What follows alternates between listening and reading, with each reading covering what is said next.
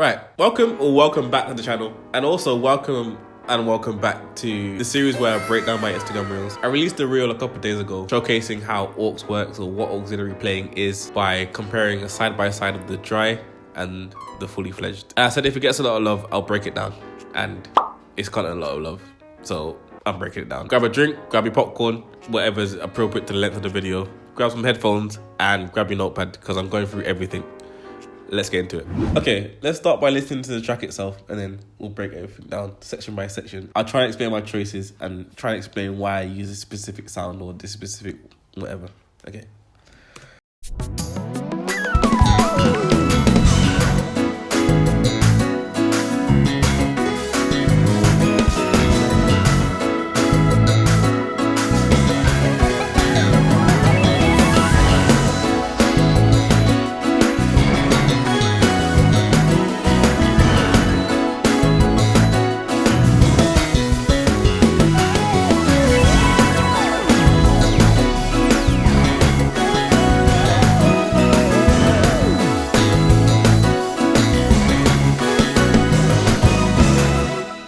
Cool. As you can see by the aux bus, there's a lot to go through. Let's start with the loop. That's why I like to start all my tracks. So I have a metronome in here as well. But anyway, here's the loop.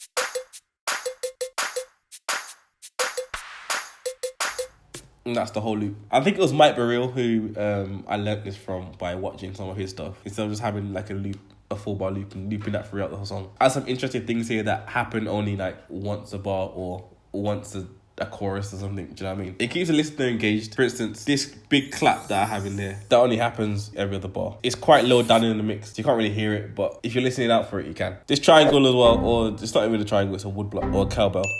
I like the rhythm that I've put on it. But yeah, all it consists of is a shaker and a tambourine, a couple claps, and the cowbell.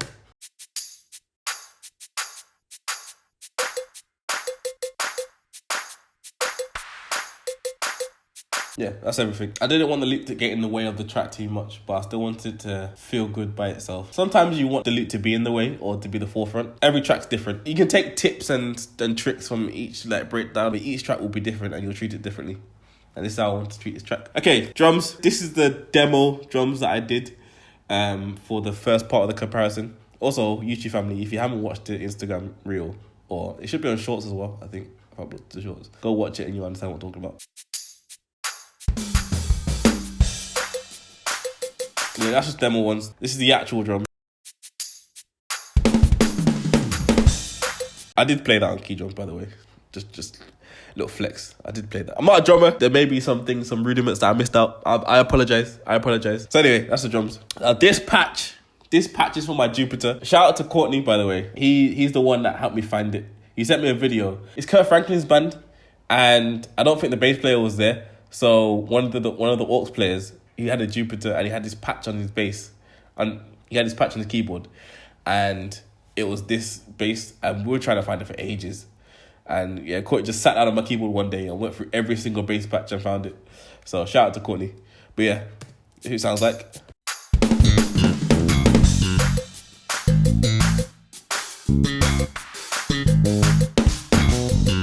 Now, I can play this on bass, of course, but the bass I use in my videos is my brother's, and now I live in London. I can't just take my brother's bass like 200 miles. You know what I mean? Okay, now this is the actual idea. Let me mute everything. I came up with this idea when I was waiting to be picked up going to a church. I was like, let me just sit down and play something.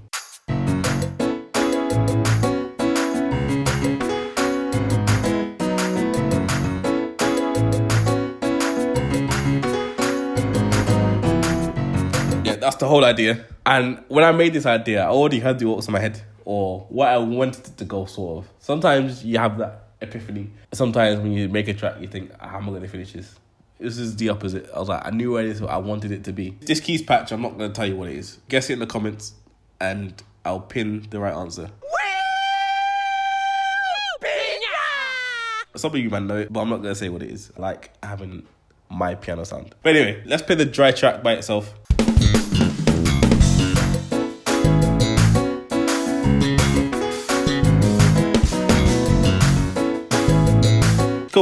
Cool. Before we get into the aux, I need to break down this line. how I came up with that line, obviously it's all pentatonic stuff. I actually recorded this bass just to the drums and the loop. I muted the keyboards for some reason. And then obviously when I'm filling in, I came up with this line just ad-lib. I didn't think much about it until I re-recorded the keyboard, and I was like, do you know what? That could be like a band line, maybe like a transition to like a bigger section. Yeah. And obviously the line that's in the actual track is different to the bass, but it's fine. Bass players don't play the line properly anyway. They just do their own thing. Bass players, what they like it. Anyway, right, let's open this aux bus now. Or let me play the aux bus by itself. Yeah.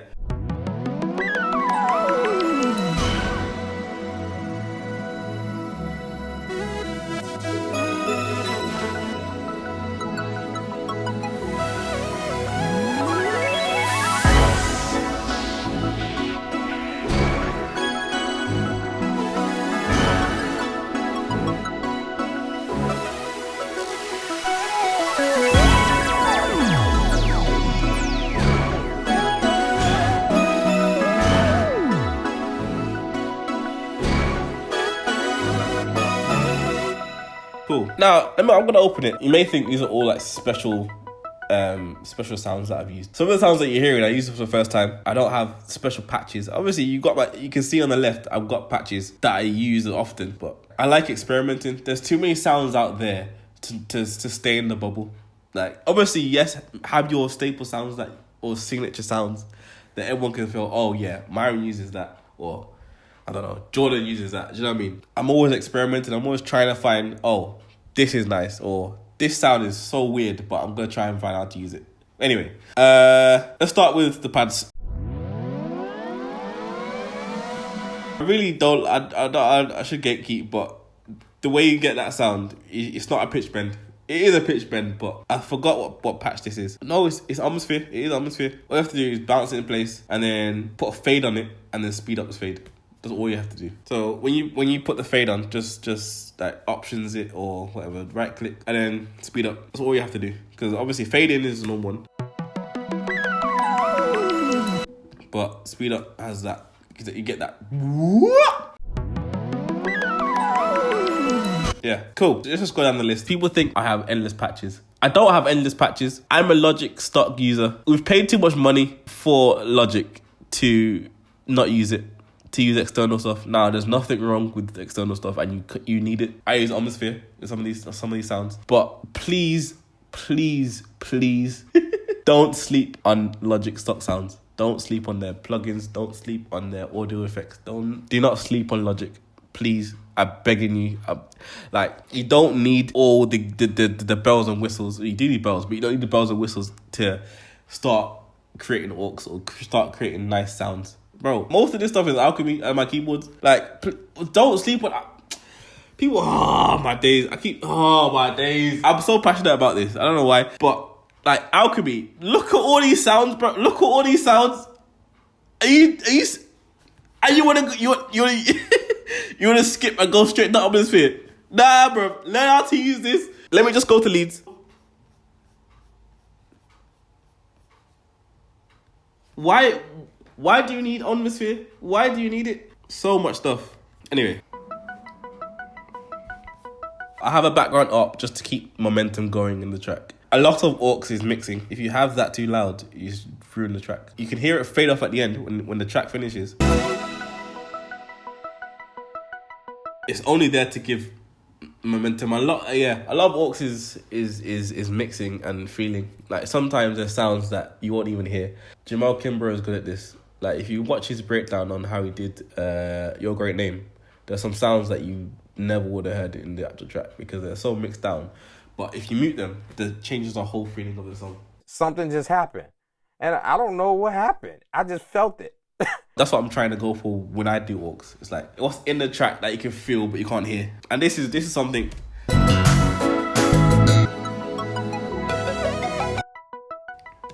Yeah, you gotta have background ops. You have to. Some people call aux ear candy as well. You want the listener to hear something and go, "Oh, what's that?" Like, it could be like panned all the way right and like way down, but if it bursts through just a little bit, it's like, "Oh, what's that?" Anyway, we have another op. Now, I've called this filtered ARP, but it's not really an ARP. It's kind of a delay more than an ARP. Do you know what I mean? This attacks and then the filter closes for it to be a pad. I know I might be saying some words that are alien to you, like filter and cut off. Like, what's that? Just do some sound design study and you'll understand. But basically, a filter is, if you have a saw wave and the cutoff closes, it's kind of like low pass filter, high pass filter, low pass filter, whatever. The filter on the frequency range just closing. I'll put some videos in the description. Yeah, just go study. If you understand attacks, stain, decay, and release, you can understand 90% of sound design works. Anyway, this is also alchemy.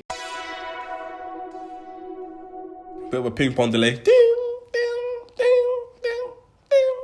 And then it closes down to a pad. So that's now another pad, another feeling, another like warmth or adding warmth to the track. Okay, enough about that. So this is how it sounds together.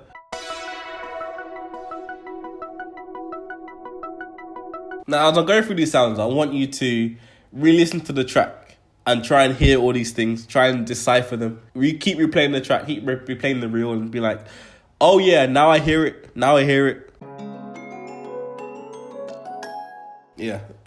There's some things in there you will never even hear. Like, that is pan all the way left and it's way down in the mix. Like, when that's the transition into the big thing, like, into the big, like, main theme after the intro. So let's see if you can hear it. Left. Can you hear it? I did it. And I've got earphones on. Add some ambience, do you know what I mean? Next sound.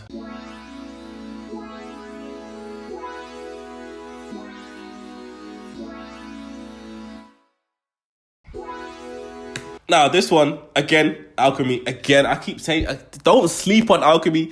If you don't have Omnisphere, you can't afford Omnisphere. Just use alchemy. Learn how to sound design in alchemy and you'll be... Honestly, alchemy has some of the other plugins that Logic has. And this is even an old version of Logic, so Logic have new stuff now. Like, it's crazy. Yeah, so this sounds like it's an envelope opening or filter open, like filter, the envelope's opening the filter. When you press the note, it opens the filter and keeps it open. So basically that's like sustain all the way up on the envelope instead of the amp. If I'm wrong, correct me in the description. Sound design, I haven't reviewed it for a while, but I think that's what it's doing. But yeah, as you can hear, like whine, whine. And it's like there's a bit of resonance as well.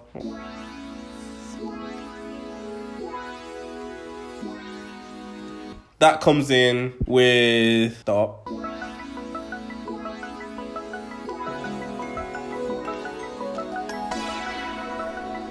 And then, obviously, you've got all these things happening when you may get asked to play second keys or whatnot. Whether it's for a live recording, for a concert. I don't know if you're able to do all this live unless you have 15 keyboards. And most of the time, they give you a stereo out to submix everything. So, long day. But if you can, try and pre-dub a lot of things. So you're just playing the main stuff that you want to play live. Anyway, another thing that is, they're layering this whine.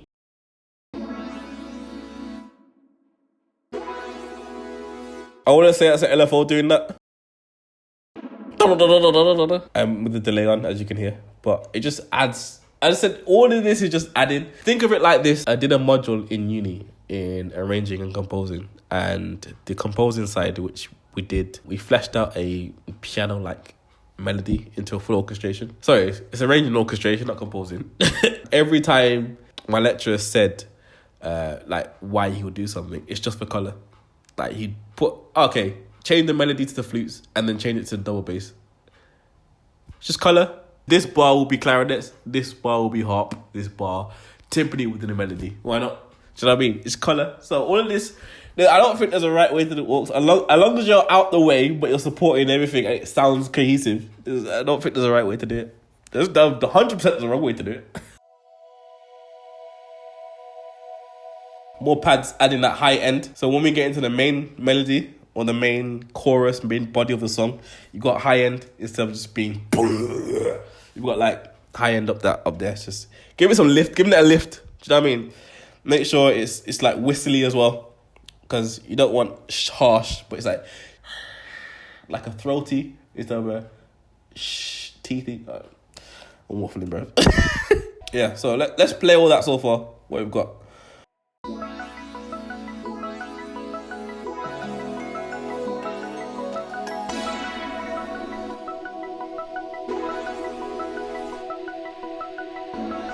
Anyway, let's go back a bit. So sometimes when you're starting a song, you want to introduce the song. Like make your mark, make a statement. And that's what I was trying to do with this flute pad. But again, alchemy. That's what I'm saying. It's kind of like an airport. Gate A38 is now closing. Make sure you're there to board. Otherwise, the plane will leave. Drum pads are ready. Now let's get to some plucks. So this is panned all the way right. That's the transition to get into the main body of the song.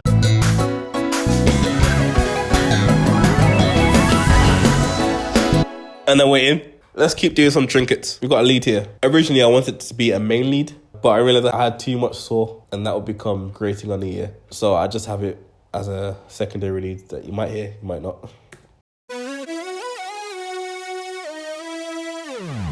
Also, if you caught that, it was just embellishing the melody, and it caught the melody when it did. And another good tip about playing orcs and bringing out a song, make sure you know the melody. And it's not even just orcs playing it, anything. Kenny Barron, who's one of my favorite pianists, he's big on melody. Like when he's improvising in jazz, he's big on melody. Like you can sing all of his solos and they're fantastic. Melody is king. You'll hear a lot of keyboardists and a lot of musicians tell you that melody is king. Just make sure you're locked in with the melody. That will influence how you improvise a line, like a synth line. It will influence how you write your orcs. Now you might notice a muted track here. To reiterate a point I said before with this lead, I said I had too much saw waves in there. So I think it just clashed.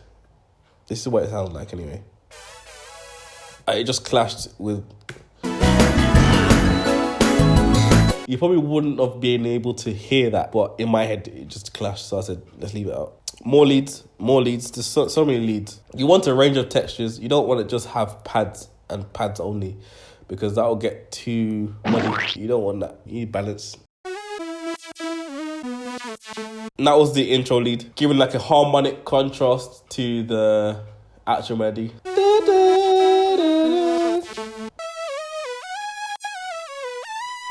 That was fully improvised, by the way. I didn't even record this. Now, I've said this before in my videos. If you've done something in MIDI while the track's playing and you think that's peng and I want it, just press Shift R and it will recapture what you just played. It's one of the best features that Logic Pro has. If I didn't know about Shift R, I would have lost that line forever. But that's like a nice transition into the main body of the song. The fifth note of the scale is a very nice transition note anyway. Cool. Another lead. Now that's that transition out of the line into the bigger chorus. In the video, I did play it on my prologue, but I didn't use the core prologue sound for this. This is alchemy as well, as you can see. Right, I think that's everything like trinkety and MIDI. Okay, now we get into stuff that I used outboard. So from my Jupiter and my prologue, these are either presets come with the keyboard or stuff that I've made. And it's got some fantastic presets. Like I barely make anything because I don't need to. As I said, I'm exploring. If there's a sound that I found that I want to use and I like it, well, I'm going to remake it. You know what I mean? I just use the preset. That's what presets are for. Now, obviously, it's beneficial to learn how to make a sound because you can make your own sounds and be unique. But there's usually about, I think on the Jupiter, there's about 2,000 sounds. Like, realistically, is everyone going to use the same sound? You know, there's about 25 saw leads, or it's more than that actually, but yeah, with different filters on and different fine tuning. So no one's gonna have the exact same sound as you anyway. So don't run from presets. Yes, learn how to make sounds. I know how to make sounds and I'm constantly learning how to make sounds because I don't know how to make everything. I see some people like Michael Jackson keyboardist, Anthony, what's his name? Him and Greg Filling Gaines and people like that. I see them and Beyonce what's their names? I'm gonna get one on screen. But when I see them doing that, I'm like, oh, how do you do that? Don't let that stop you from starting. Anyway, this, I don't know what this is. The one thing you should learn from me, name your tracks, because I don't name my tracks. As you can see, my session's all over the place. But this is from the prologue. I don't know what sound it is, but it's nice. In fact, no, this isn't from the prologue. This is from my Jupiter. Yeah, that introduces the track along with these. It's like a sunrise. I think that's where I was going with that. I recorded that and forgot I recorded until I was mixing this track. It happens. This is definitely from the prologue, 100%.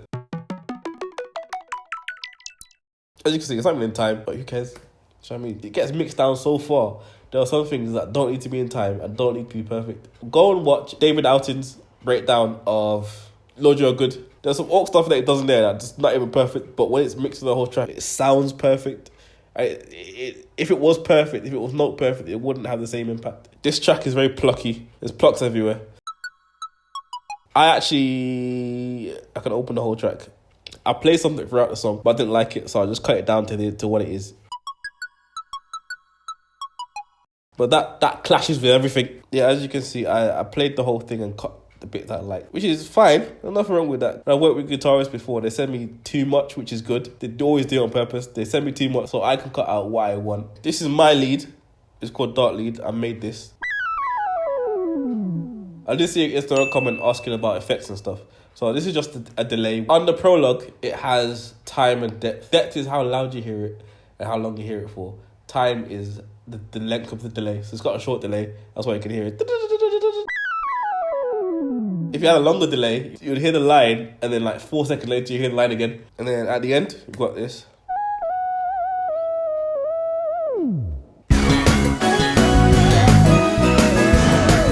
Just giving that line some body, you know what I mean? Because it's literally...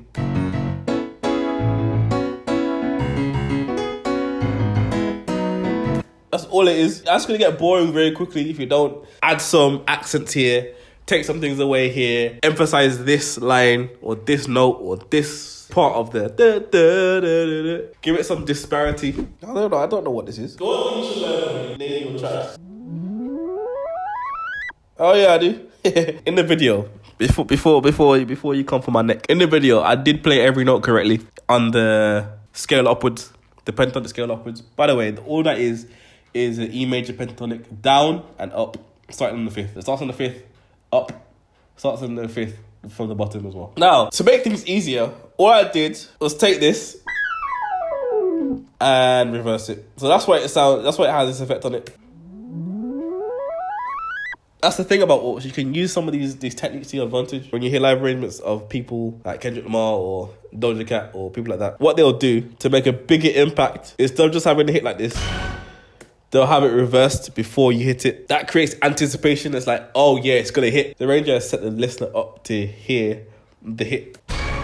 You usually hear a reverse. It makes such a big impact. I'll try and find one, either one that I've done or find a live arrangement of one that has that in and put it in. What's a live arrangement that hits anyway? Yeah, Troy pointed this out to me actually. My friend Troy, actually, shout out to you. Yeah, he was like, man, you use hits all the time. I was like, I do, because I love hits. But they just add so much impact. It's literally called impact.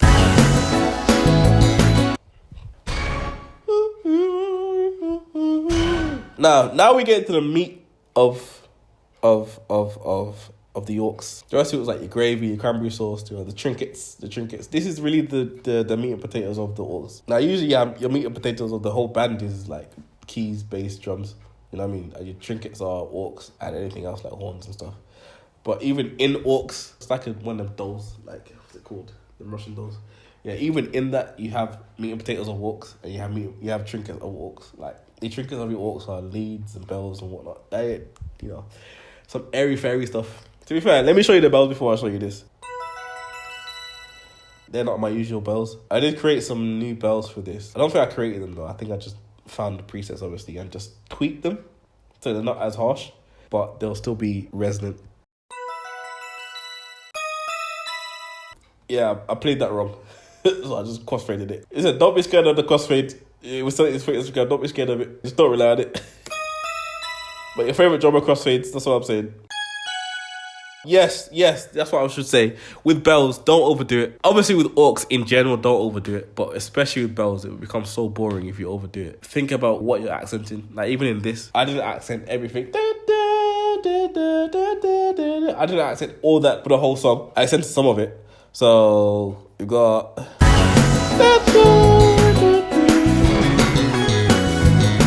And that's it. And I'm out. And then again.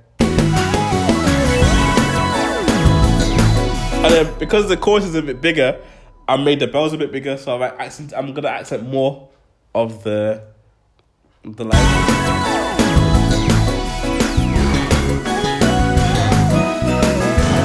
But then I didn't go back into it because obviously you've already had so many bells, and because there's so many things going on, Like you want the listener to focus on a lot of things. 'Cause when they hear bells, they think, "Oh, bells are nice." They won't focus on anything else. Plus, it'll get boring.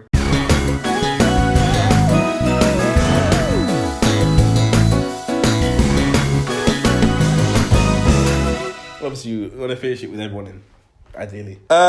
This is my trance pad from my Jupiter. Also, the bells are from my Jupiter. And as you can see, there's a crossfade in there, which means I either messed up or cut some things out. And this time it's the latter. I had a lot of things in there, but I didn't like it. I think it clashed with everything that's going on. To be fair, it's a clash, but I don't think it's what I wanted to say at the time.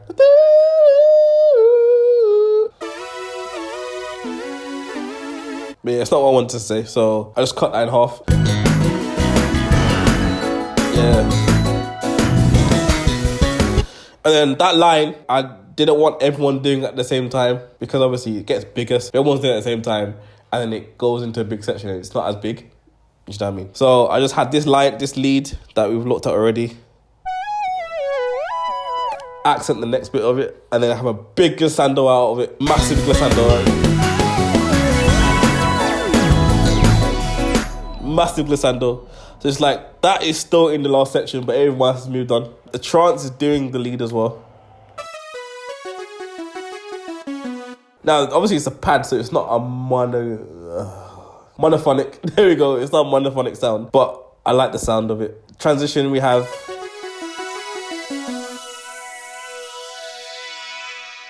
It's like an 80s synth with a phaser on it. Now, what is this? I can't actually remember. I don't remember if it's Omnisphere or Alchemy, but I think it's Omnisphere. I think. But yeah, it's stereotypical, like 80s. It sounds like a Prophet. If you have a stock saw sound on a Prophet 6 or Prophet Rev or Prophets or whatever, that's what it usually sounds like. If you have like an LFO on it. Now, if you don't know, this pad gets used on so many tours, so many songs, so many things that have a pad. Logic absolutely snapped with this pad. Yeah, this pad right here, and it's on screen right now. It's called. If you don't know about Blue Carpet, if you don't know, I'm not gatekeeping that because everyone knows about it. If you don't know about Blue Carpet, get to know. That's where you should start your aux journey, with Blue Carpet, and figure out how to tweak it. Because obviously, when you open Blue Carpet, it doesn't sound like this. Like, as you can see, it's got mine has like a quick release, but it's just so warm. Oh my days! If you could have this midied up with like a nice piano, like a nice outboard piano. Oh, Blue Carpet's so piff, bruv. Anyway.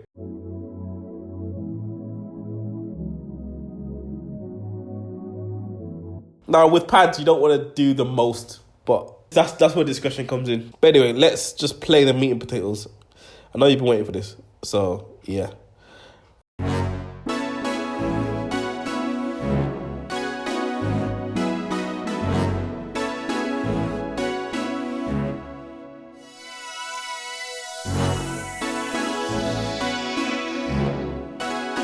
Now, let's explain why I did this. Okay, let's start with this.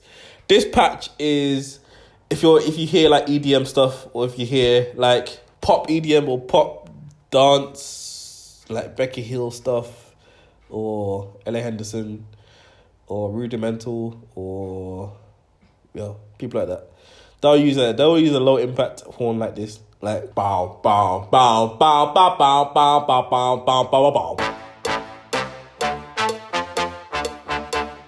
Yeah, that uses this sound. It's this Symphobia. But I wanted something to have an impact. When we get into the main body, I want it to be like... That's why this, and this hits. It's just sort of them.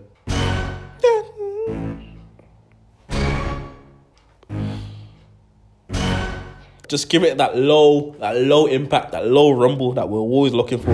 Yeah, thank you for watching. Apologies for my code. I appreciate you for watching this breakdown. If there's any more things that you want me to break down, whether you want me to explain Arps further, or if you want to see more videos like this, just subscribe, like the video. There'll be more videos coming soon. I don't know if they'll be solely music based, but this channel is an expression of me. So if you like me, then you'll see a lot more things. That makes sense. But anyway, have a nice, and I'll see you in the next one. But wait, there's more. That's not the end of the breakdown. There's some more of the video left. And if you want to go see that, go over to Patreon. All the BTS and all the more in-depth analysis of this specific reel and more is on Patreon. And I'm so grateful for everyone that's actually, you know, subscribed to Patreon. To me, it's just mad that people on the internet want to, you know, support me in that way. So it's definitely amazing. But yeah, go over to Patreon if you want to see more breakdowns and more, you know, BTS content. If you want to go get some stems or arrangements that I've done on Instagram and YouTube, it's all over there. So go over to Patreon. It's all over there. But either way, I hope you enjoyed the video, and I'll see you in the next one. So have a nice, and I'll see you over at Patreon. Join the spaceship. That's what it's called. Board the spaceship. Get me. Okay, have a nice.